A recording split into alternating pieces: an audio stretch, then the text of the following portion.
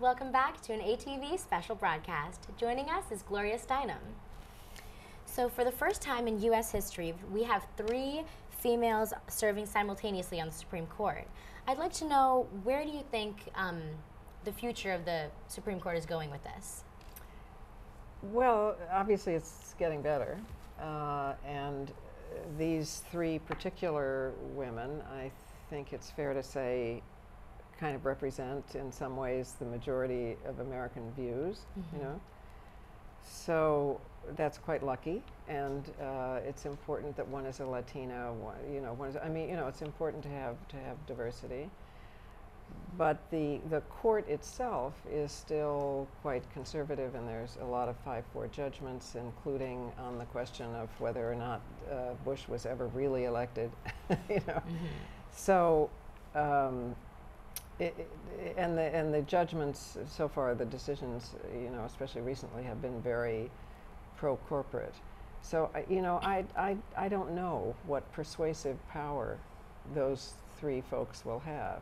I know Ruth Ginsburg. She's brilliant. She was born to be on the Supreme Court.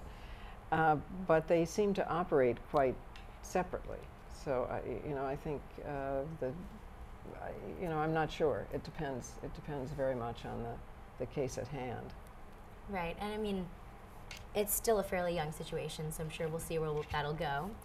Playing off what you said about elections, in 2008 primary election, you were an ardent supporter of Hillary Clinton, but you also said in one of your articles that you agreed to stand behind Obama if nominated because both senators have very similar voting records. Now with the midterm election around the corner, how do you feel Obama has done in addressing women's issues, especially how he handled, the health care reform, the Hyde Amendment, things like that? Well, I don't. First of all, I spent the first year actually supporting both of them, because trying to figure out who could actually go the distance, and I do think that on paper they were very similar. And I did not believe that Hillary Clinton could, or any woman could get elected. It was too soon. In a way, I supported her because she couldn't win, if you know what I mean, and also because she had more experience. I mean, just, for objectively speaking, she had more experience. I'm hoping that now that Rahm Emanuel is out of the White House, it will get better. Because I have the impression that he was the author of, especially as the head of the DSCC, of the whole idea that if you called yourself a Democrat, it didn't matter what you believed. And throwing women under the bus somewhat when it came to reproductive freedom as an important concern.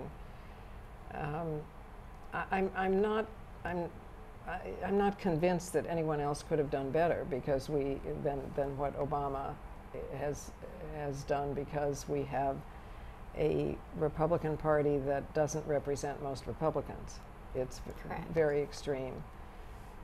Until real Republicans, I would say, with like Eisenhower, Rockefeller, Javits kind of Republicans take the party back, it's going to keep on pulling everybody to the right of the population. If you look at the public opinion polls, they're quite different, including of Republicans, from where the Republican Party is. And then it pulls the Democratic Party. Right. So you said that in 2008 you didn't believe we were actually ready for a woman president. You were just supporting her for the sake of supporting a woman. No, I wasn't supporting her for the sake of being supported. She was the most qualified. She understood the right wing, and had battled the right wing and been opposed by the right wing. I mean, objectively speaking, she had more experience. However, because we are mostly raised by women still, whether we're male or female, we still, I think, associate female authority with childhood. And especially, but not only men, some men feel regress to childhood when they see a powerful woman that the last time they saw one they were 8. So it's going to take longer, I think. But I do think that her campaign was a huge victory in itself. It sort of changed the molecules in the air, and I think now we can imagine a female of, whatever race or ethnic group, we can imagine now a female chief of state, which I don't think we could before. Definitely. So do you think we'll be ready by the next election?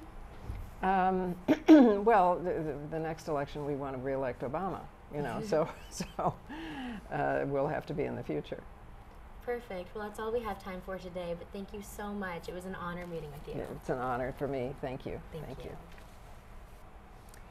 This has been Neeti Upadhye with an ATV Special Broadcast.